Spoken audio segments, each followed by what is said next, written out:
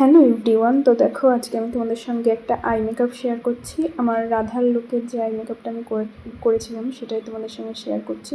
ফার্স্টে একটা angular brush নিয়েছি, আর আমার আইশ্যাডো প্যালেট থেকে আমি একটা ব্ল্যাক কালার নিয়ে আইব্রোটা ফিল করেছি। তোমরা নানান রকমের আইব্রো ফিলার বা লিকুইড কাজল পেয়ে যাবে আইব্রো ফিল করার জন্য।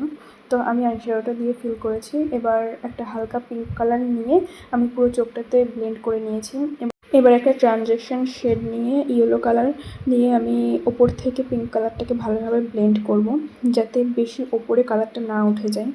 আর তারপরে একটা হালকা পিঙ্ক শিমারি কালার নিয়ে আমি আইবলটার ওপরে অ্যাপ্লাই করেছি। এরপরে আমি কাজলটা অ্যাপ্লাই করেছি, আর কাজলটাকে স্মার্চ করছি একটা হালকা ব্রাউন কালার দিয়ে। আস্তে আস্তে করে স্মার্চ করতে হবে। তারপরে আমি একটা হালকা পিঙ্ক কালার নিয়ে ওই কাজলের নিচ দিয়ে অ্যাপ্লাই করব।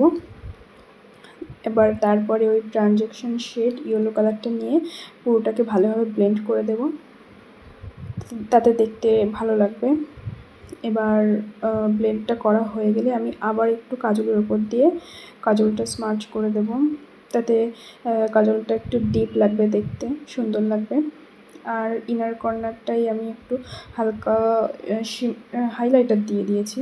আর এবার করছি আমি লাইনার, সুন্দর করে লাইনারটা পরে নেব। এবার লাইনার কমপ্লিট হয়ে গেলে আমি একটু মাস্কারা লাগাচ্ছি। মাস্কারাটার দিকে দেখো, অনেকটা সুন্দর লাগে দেখতে চোখটা। এরপরে এই আইল্যাশটা আমি পরে নেব। আইল্যাশ পরলে চোখের ইয়েটাই পুরো, চোখের আই মেকআপটাই পুরো চেঞ্জ হয়ে যায়। তো এই যে আমার ফাইনাল লুক, সবাই দেখে জানিও কেমন লাগে।